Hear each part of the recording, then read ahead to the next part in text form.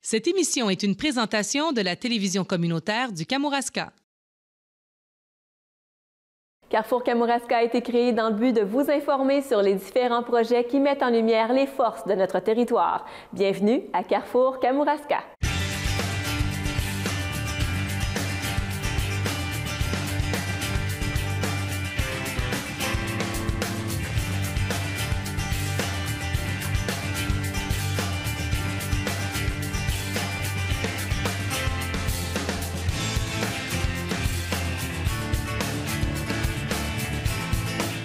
Le milieu du Kamouraska peut se vanter d'avoir un système éducationnel de renommée, notamment avec un cégep affichant le meilleur taux de réussite au Bas-Saint-Laurent. Et pour nous parler de ce qui se démarque du côté du cégep de la Pocatière, je reçois notamment M. Jean-François Vallée, enseignant du côté de Arts, Lettres et Communication, Options Médias. Bonjour, M. Vallée. Bonjour, Mme Lavoie. Ça va bien? Oui, très bien. Merci beaucoup. Merci de me recevoir. Ça me fait plaisir. Tout d'abord, M. Vallée, dites-nous, il y a 5 ans, au tout début du programme Arts et Lettres, qu'est-ce qui a lancé ce nouveau programme-là à la Pocatière? En fait, pour faire la petite histoire courte, c'était qu'on avait une option théâtre.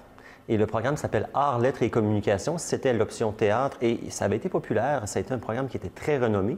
Mais les programmes dans des petites localités, souvent, ils sont soumis un peu à des modes. Hein? Puis disons qu'il y avait au début une trentaine d'étudiants par année. Puis là, tranquillement, ça a décliné jusqu'à ce que finalement, le programme se retrouve devant finalement peu de gens, avec entre autres une option théâtre qui s'est ouverte à Limoilou, qui est venu faire de la concurrence déloyale. Il y avait des gens de Québec qui venaient, compte tenu de la réputation de l'option théâtre qui était très cotée. Là. Et ces gens-là ont cessé de venir parce qu'il y en a eu un qui a ouvert presque identique à Limoilou. Alors, il a fallu qu'on se retourne sur un 30 sous, comme on dit, puis qu'on pense à une autre option. Alors, il y a un petit comité qui s'est formé, on a fait le tour des écoles secondaires, on a demandé aux jeunes, entre toutes les possibilités qui existent en arts, lettres et communication, ça aurait pu être cinéma, ça aurait pu être littérature, ça aurait pu être, donc, médias, ça c'est celui qu'on a retenu. Il y avait 6 ou 7 profils différents. Puis celui qui était le plus populaire chez les jeunes, parce qu'il ne faut pas se le cacher, hein, si on avait pris quelque chose d'impopulaire, bien, ça n'aurait pas duré longtemps. Donc, c'était médias là, qui... Il faut dire que les chaussures étaient quand même assez grandes à chausser, là. Dans le sens où le programme précédent était... Oui, c'est ça. Puis on avait des professeurs de qualité aussi dans l'option théâtre. Donc, mais il s'est avéré que ça a bien tombé parce qu'on avait certains professeurs, comme moi, par exemple, j'avais étudié en partie en communication au baccalauréat à Laval. Puis ça ne m'avait jamais vraiment servi, à part que dans le cours de français communication, de la formation générale. Alors là, bien, ça m'a amené, quand on a carrément inventé des cours là, de toutes pièces, là, je veux dire, 11 cours différents. Moi, je te donne 3 exemples. Est-ce que je peux donner 3 exemples? Le cours que je donne en ce moment, c'est Images du Québec. C'est sur le cinéma québécois et le vidéoclip, mais surtout sur le cinéma. Donc, c'est un cours qui n'est pas donné ailleurs, là, dans le réseau collégial. Cet automne, je donnais médias alternatifs, donc tous les médias alternatifs du Bas-Saint-Laurent. La rumeur du loup, le mouton noir, même le placoteux, à la limite, est un média alternatif parce qu'il est coopératif. Donc, un cours sur les médias alternatifs, c'est intéressant en soi. Puis le cours écriture journalistique aussi sur la chronique, comment on fait pour écrire une chronique par rapport à un article d'information, comment on fait pour écrire, je ne sais pas moi, faire une entrevue. Donc, c'est les différents types de textes journalistiques. Est-ce qu'ils arrivent préparés, les étudiants, quand ils optent pour l'option média? Est-ce qu'ils ont déjà une vue d'ensemble de ce qui se fait du côté journalistique, du côté des médias traditionnels ou non, ou même du côté des médias sociaux? Est-ce que ça entre aussi dans... Bien là, il y a plusieurs questions dans cette question-là. Je dirais que la première, c'est il y en a certains qui arrivent de la Polyvalente ou du Collège Sainte-Anne principalement. Puis dans ces 2 institutions-là, il y a quand même des cours qui sont axés sur la communication. Puis il y en a certains, je pense, dans certains profils qui peuvent être assez avancés. Je pense entre autres au concours Pinchot au collège, là, qui fait que certains prennent la parole devant un public, donc ont déjà un peu des rudiments, là. Puis on va en chercher quelques-uns comme ça, là, qui sont déjà qui ont un peu d'avance sur les autres. Et il faut dire que c'est un cours pré-universitaire aussi, donc qui est préparateur aussi à un autre parcours. C'est ça, on n'est pas comme en ATM à Jonquière. Eux, c'est une technique, puis là, on peut enseigner plus la caméra, par exemple. Je regarde Simon ici, là. Donc, on peut plus aller à ce moment-là dans une formation technique, mais on a quand même besoin de caméraman. Puis il y en a, ceux qui sont passionnés par la caméra, bien, dès on organise une conférence, on leur dit, bien, toi, tu vas filmer, on a un technicien qui les épaule, puis ils deviennent assez autonomes, là. Justement, de quelle façon vous vous démarquez en étant un programme préuniversitaire, l'option média? De quelle façon on se démarque? Bien, je dirais en étant relié aux médias à la fois régionaux du Bas-Saint-Laurent, mais aussi nationaux. parce que il y a un des bons coups, je pense, qu'on a fait, puis au début, c'était pas pensé que ça allait prendre cette importance-là, mais c'est qu'on fait venir des conférenciers de renom, là, de l'extérieur parfois jusqu'à Montréal, mais aussi de la région ici. Puis en 5 ans, on a eu 51 conférenciers différents.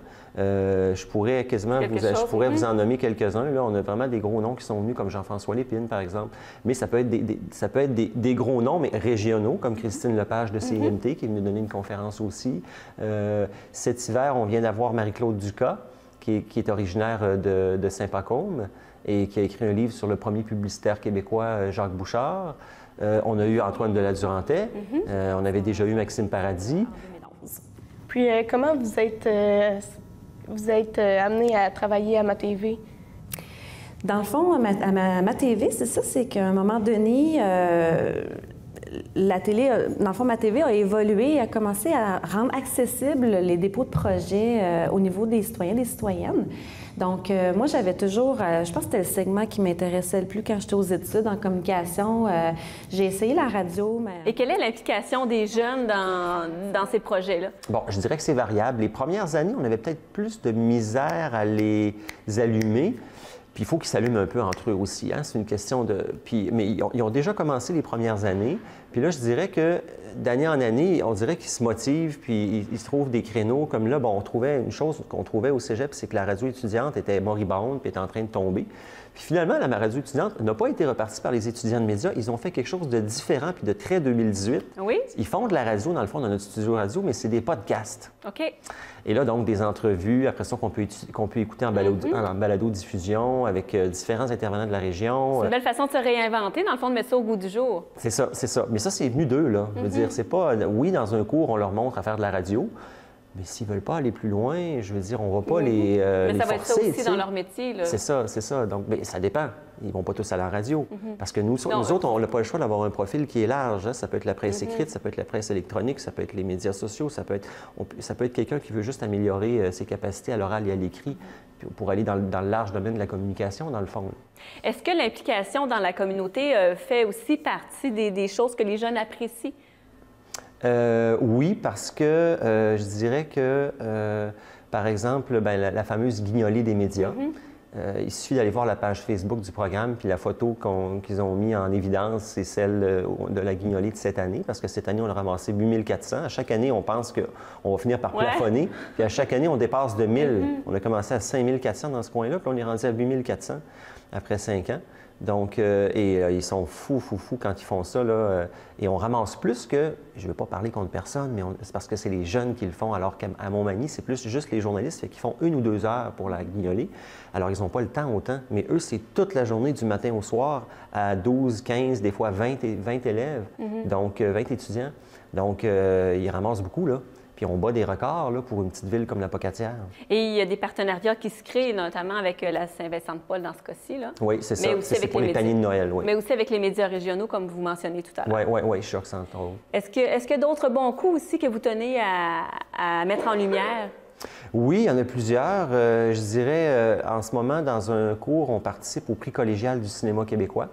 Alors ça, c'est chaque cégep forme un jury d'étudiants qui ont 5 films présélectionnés, 5 films québécois de l'année, et ils doivent dire quels sont les 3 meilleurs. Et là, après ça, élire un représentant qui va aller à Québec fin mars. Et là, chacun des représentants des 48 cégeps du Québec vont représenter le point de vue des 3 premières positions qu'ils ont élues dans leur localité, dans leur cégep local. Et là, après ça, ils vont décréter qui sont les 3 meilleurs films québécois de l'année. Du point de vue des 48 cégeps réunis. Donc, ça travaille le jugement critique aussi, là, à quelque part. Oui. Puis il y a l'équivalent en littérature. On a le prix littéraire des collégiens aussi qui fait la même chose pour la littérature. Ça, on participe aussi à chaque année. Est-ce que le représentant est choisi pour cette année? Oui. Okay. Oui.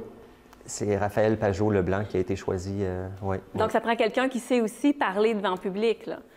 Oui, c'est pas, disons, c'est plutôt débattre, débattre en table ronde plus que... Puis c'est vrai que certains, lors du dévoilement médiatique, vont... Mais là, sur 48 cégep, les chances que ce soit un de la Pocatière sont quand même minces, là. Il va y avoir peut-être 3 jeunes qui vont aller parler au nom des autres, là, vraiment, là. Mais c'est tout un événement parce qu'on passe une fin de semaine à Québec, les médias sont là de plus en plus, toute la petite industrie du cinéma québécois se donne le rendez-vous là, puis ça fait une belle... C'est quelque chose d'inoubliable. Puis il y a aussi, parlons de cinéma, toujours le festival Vue dans la tête de. Donc cette année, c'est Francis Leclerc. Donc il y a des années où on a fait des critiques, des médias qui étaient présentés là par le cinéaste. Et c'était publié dans La Rumeur du Loup. C'est ma prochaine question. Ouais. C'était publié où? Parce que là, on sait qu'il travaille avec la presse écrite, mais il y a aussi d'autres façons que vos élèves communiquent. Par exemple, je voyais que dans le cadre des conférences, ils animaient pas des ateliers, mais des conférences, les Oui, jeunes. c'est ça. Comment C'est ils s'impliquent, que ce qui arrive, là, ce qui est gagnant dans ce programme-là, c'est quand tu peux faire une activité pédagogique qui leur donne des points, ça va être leur paye à eux. Puis là, qu'en même temps, tu fais d'une pierre deux coups, cette activité-là est filmée. Puis après ça, monté par des professionnels. Vraiment, TVCK sont très professionnels, puis ma TV, après ça, le diffuse.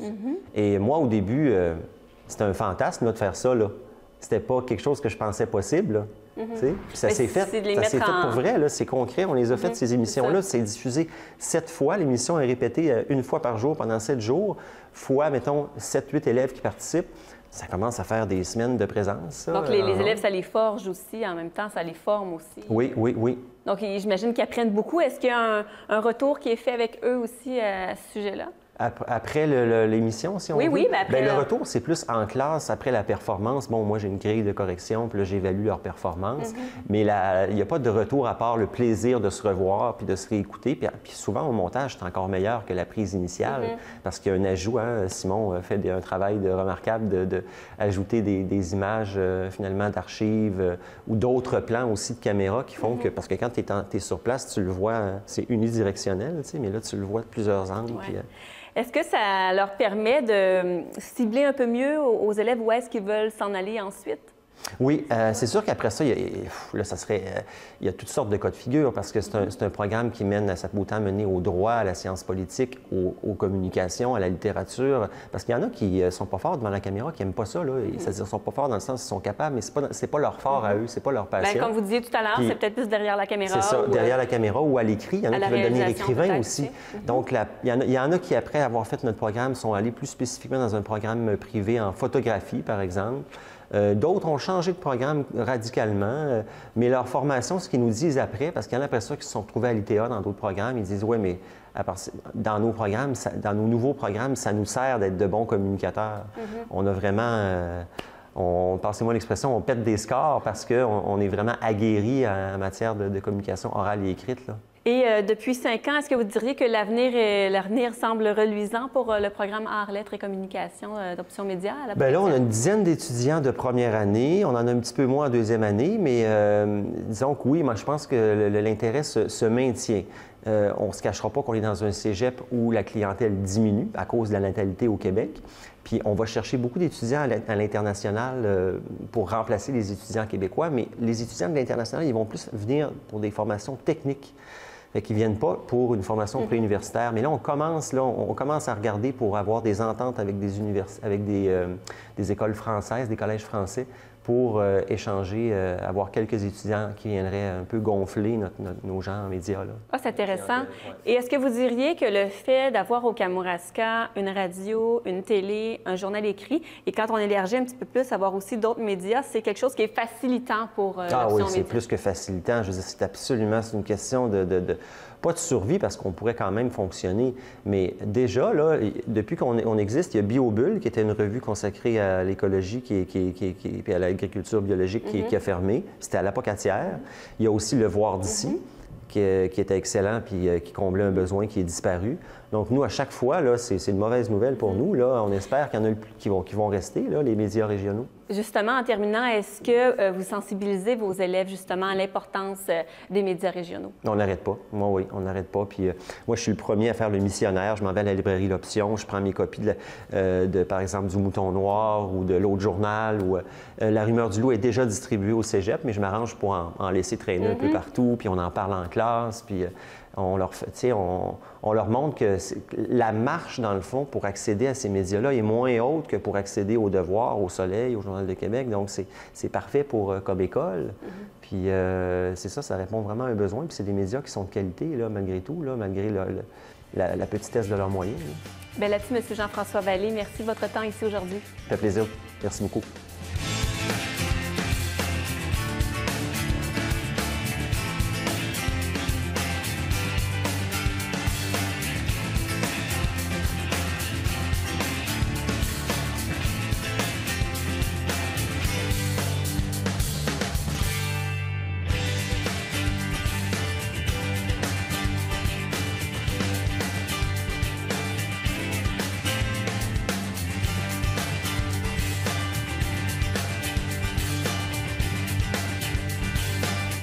Nous parlions tout à l'heure de milieu éducationnel kamouraskois de renommée avec son fort taux, en fait son taux excellent de réussite et également des programmes diversifiés et des programmes exclusifs. Et pour parler cette fois de la formation continue, de extra-formation continue, je reçois M. Christian Plouznikov, coordonnateur du service extra-formation. Bonjour. Bonjour. Vous allez bien, M. Plouznikov? Oui, toujours très bien.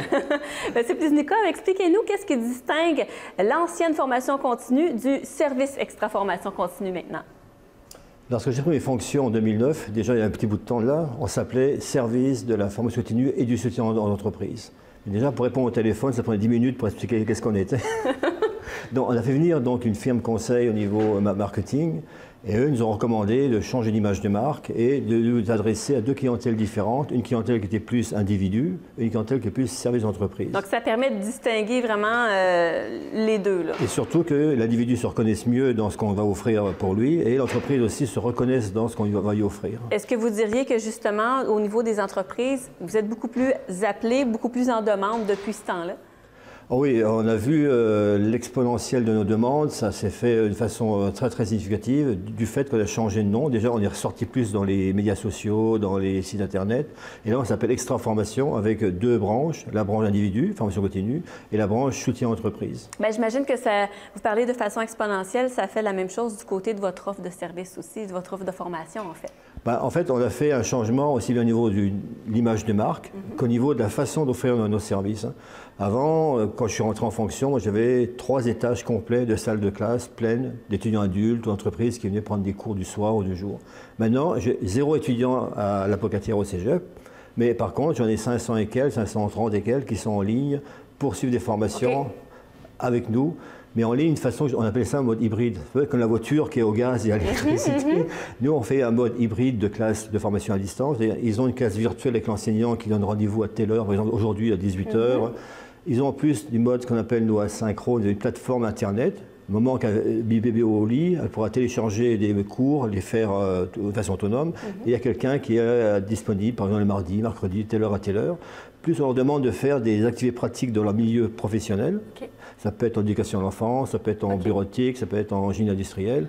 Et en plus, ils ont un stage à faire. Donc c'est vraiment un mode hybride. Oui, il y a beaucoup de choses. Hein? Et tout ça, ça s'intègre dans un apprentissage qui vraiment complète les gens. C'est pas seulement du mode virtuel en caméra, c'est pas seulement de la formation à distance en mode asynchrone. Et il y a la pratique qui est toujours intéressante de s'intégrer dans le milieu professionnel. Donc ça se passe beaucoup dans l'accompagnement aussi. L'accompagnement, parce que ce sont des adultes qui ont des problématiques, qui sont souvent avec travail, charge familiale, des soucis personnels. Enfin, donc nos conseillères pédagogiques, c'est Mme Mireille Laflamme et Mme Lise Garneau, sont très présentes auprès de ces clientèles. Donc, il faut s'adapter aussi parce que vous parliez de 500 étudiants, c'est quand même beaucoup de clients, beaucoup de clientèle. Ça demande beaucoup de temps au niveau de promotion pour attirer cette clientèle. Je prends un exemple, dans le Kamouraska, on a peut-être besoin de 4-5 techniciens dans le domaine de contrôle de génie industriel. Et si on forme seulement 4-5 techniciens, on va attendre 10 ans, on va avoir une classe complète pour répondre aux besoins. On prend ces demandes de 4-5 techniciens, puis on va intégrer en même temps d'autres personnes qui viennent de la province du Québec pour suivre une formation. Et là, on a 30-35 qui suivent des formations en groupe, en classe virtuelle. Donc, c'est très malléable, c'est très accessible dans le fond pour les gens, mais aussi pour vous, c'est une facilité aussi de remplir vos programmes. Ça permet donc nous aussi de répondre aux besoins de notre communauté, en même temps de pouvoir toujours répondre aussi aux besoins spécifiques des créneaux de la province du Québec. Vous parliez de genre d'exercice en milieu de travail tout à l'heure. Comment l'employeur est impliqué dans certaines formations? Par exemple, on donne ce qu'on appelle une AEC, un programme d'attestation collégiale en éducation à l'enfance. Ça paraît un peu bizarre, mais la personne va suivre sa formation en classe virtuelle, plus en mode asynchrone, elle va télécharger un module ou une vidéo, plus elle va prendre une entente avec un CPE et elle va faire son activité pratique, pour comment animer un enfant, etc., le vendredi après-midi, sous la supervision de l'enseignant. Plus elle aura son stage à faire à la fin pour vraiment s'immerger. Et on voit que le métier d'enseignant a complètement changé là. Oui, exactement. C'est que l'enseignant en salle de classe, il était à faire un monologue, ou là, il doit faire la gestion de ses outils informatiques, il doit faire la gestion de ses pratiques, il doit être un bon animateur, un bon simulateur.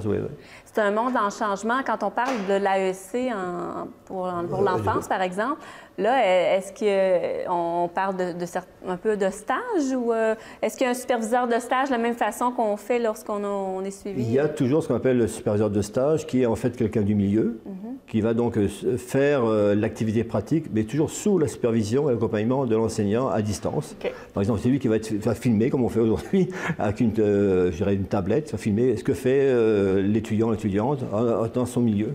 Et puis, de votre côté, vous, comment vous faites pour, accompagner les enseignants? Parce que là, il y a une question d'étudiants, mais il y a aussi une question d'enseignants, parce que j'imagine qu'ils ne sont pas tous aussi du Kamouraska, les enseignants. Là. Ils ne sont pas dans une classe, comme vous dites, nécessairement, au cégep. Là. En fonction de l'expertise de la personne ou des compétences demandées, l'enseignant peut être aussi bien du Kamouraska. On a des enseignants aussi qui sont de la province, on retient du Québec. Moi-même, j'ai un enseignant, moi, en cybersécurité, qui est en Europe. Et il fait ses formations depuis l'Europe, en décalage, bien sûr. Nous, on commence ça à 6 heures, pour eux, à midi, pour eux, il est 18 heures le soir. Et monsieur, dans son bureau, il donne des formations. Oh oui. Vous voyez, il n'y a plus de décalage maintenant entre le lieu. Le seul problème qu'on a, des fois, c'est l'horaire, du décalage horaire. Effectivement, quand il est minuit ou 6 heures. On a fait des formations avec la Tunisie. On a formé plus de 46 enseignants de l'Université libre de Tunis en formation sur la formation à distance. Et on a fait des créneaux. Nous, on était à 8 heures du matin, eux étaient à 14 heures l'après-midi. Et c'était vraiment calculé pour... Mais tant que ça leur convient. Très bien. Donc là, il y a un enjeu aussi de technologie là, que je vous amène. Est-ce que vous vivez cet enjeu-là ou pour l'instant, ça va assez bien parce qu'on parle beaucoup d'informations numériques, de cloud, Comment vous faites pour... On est en pleine révolution technologique. On parle du numérique 4.0, mais franchement, c'est la 4e révolution technologique. Après la mécanisation, l'électrification, l'informatique, on est au numérique. Et le numérique, ça comprend les formations à distance, ça comprend le partage donc, de données par, ce que vous dites, les fameux infos nuagiques, les clouds. Ça comprend aussi la médiatisation des données par ce qu'on appelle les médias sociaux. Ça comprend la gestion à distance, les enseignants, et tout ça, ça forme vraiment le numérique. Et actuellement, on est en train de prévoir pour accompagner les entreprises à s'intégrer dans le numérique, le virage du numérique. Oui, parce qu'il y a beaucoup, il y a beaucoup de défis là, pour une entreprise qui désire... j'imagine c'est une entreprise qui désire former ses... Former ou s'informer sur comment, par exemple, améliorer ma chaîne de production. Je prends une entreprise dans le domaine de transformation du bois. Pas découper trop de billots de bois, couper juste ce qu'il faut, puis couper le bon bois correspondrait à la bonne clientèle. Pareil au niveau des services, avoir un meilleur accès à toute ma clientèle étant une entreprise de proximité, par exemple. Donc, ça va aussi dans le sens où une entreprise aimerait exporter un savoir-faire, il faut qu'elle sache comment l'exporter avec le numérique qui rentre en ligne de compte. Le numérique permet, c'est un bien, puis quand c'est un danger, à n'importe quelle entreprise à travers le monde de faire une offre de service. Donc, la Chine peut très bien faire des services ici en direct à des consommateurs du Kamouraska et réciproquement. Donc, il faut qu'une entreprise aille aussi vers cette révolution technologique et s'adapte au numérique. Et on en est où à Extra Formation présentement, là, avec la formation des entreprises à ce niveau-là? Là, actuellement, Extra Formation, on travaille même plus seul. On travaille souvent en regroupement d'expertise. Et là, par exemple, on travaille avec les cégeps de l'Est du Québec. On s'est regroupé entre Matane, Rivière-du-Loup, Rimouski et La Pocatière pour donc définir d'un premier temps les besoins du numérique pour toutes les entreprises du Bas-Saint-Laurent, parce que le besoin est immense. Et après, donc, cibler donc, des formations et des accompagnements dans le domaine numérique. Je prends l'exemple, l'info nuagique, ça devait être donné peut-être plus par Rivière-du-Loup. La protection des données, cybersécurité, nous on est excellents là-dedans, on va s'occuper de cette donnée-là, oui. Parce que le domaine est tellement large qu'on ne peut pas être expert en tout. Non, c'est chacun son créneau à quelque part. Son créneau et son territoire aussi. Effectivement, oui, effectivement. Est-ce que vous voyez d'autres enjeux pour Extra Formation là, à venir? Les enjeux, c'est toujours répondre aux besoins de notre clientèle aussi bien individuelle. Maintenant, on parle de mondial et répondre surtout à notre besoin d'entreprises pour les accompagner dans le virage du numérique. Présentement, est-ce qu'il y a beaucoup d'entreprises qui font affaire avec Extra Formation? On a de plus en plus, et même on fait maintenant des formations en entreprise. L'employé ne va plus le faire chez nous, il est en entreprise. Et ce qu'on fait maintenant, on fait de la formation et de l'accompagnement. Par exemple, vous avez besoin, je pense, d'une formation dans un domaine précis. On fait de la formation, on connaît l'être humain, une fois qu'il est formé, il ferme le tiroir, puis souvent il reprend ses mauvaises habitudes. Donc on fait formation, puis après il y a un certain nombre d'heures d'accompagnement à distance. Mais c'est cohérent parce que c'est de la formation continue que vous C'est continu ou continuel, comme vous voulez. Effectivement, continu, continuel. Et vous parliez tout à l'heure de l'aspect mondial de la formation, des enjeux à venir. Vous avez aussi des programmes qui sont offerts à l'international. De plus en plus, maintenant on voit qu'il faut avoir des programmes qui ont une reconnaissance internationale pour attirer aussi bien des étudiants à venir ici, et même, voire même pour plus tard peut-être s'installer dans le Kamouraska. On voit qu'il y a une pénurie de main-d'œuvre souvent, donc ça permettrait en même temps de faire une première phase d'adaptation de ces personnes, étudier 6 à 8 mois, puis après donc s'intégrer. Alors, la façon de les attirer, puis c'est avoir des reconnaissances de formation d'un pays à l'autre, ce qu'on fait déjà. Par exemple, on reçoit beaucoup d'étudiants qui viennent de ce qu'on appelle en double diplomation. Ils ont un diplôme, par exemple en France, qu'on appelle un brevet de technicien supérieur. Ils viennent compléter ici en 1 an un DEC. Et de là, ils peuvent rester s'ils veulent pour travailler et s'intégrer aussi au marché du travail. Et est-ce que c'est quelque chose qui est laborieux, je vous dirais, de faire reconnaître ces acquis-là? Parce que quelqu'un qui a une formation en France, c'est pas nécessairement l'équivalent ici au Québec. On ne peut pas engager quelqu'un de la France comme on engage un Québécois. Est-ce que c'est quelque chose qui est laborieux ou chez Extra, vous offrez ce service-là? On offre ce service et on a mis en place toute une procédure de reconnaissance de formation de programme, de comparaison de contenu.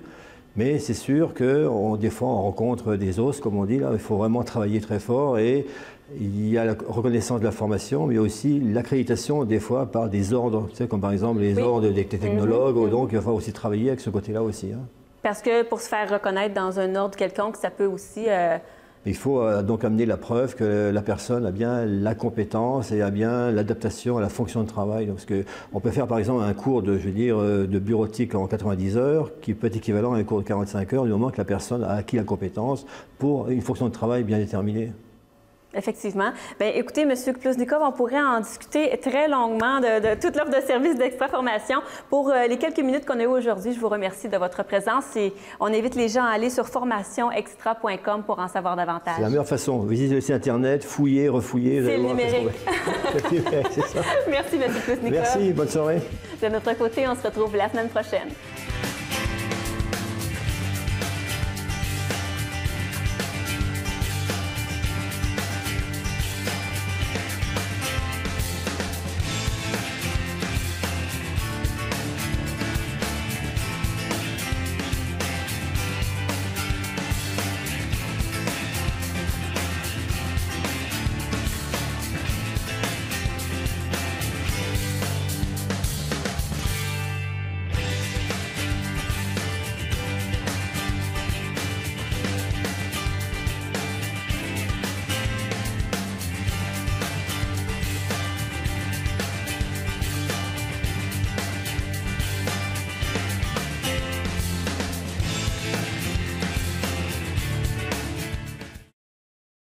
Cette émission était une présentation de la télévision communautaire du Kamouraska.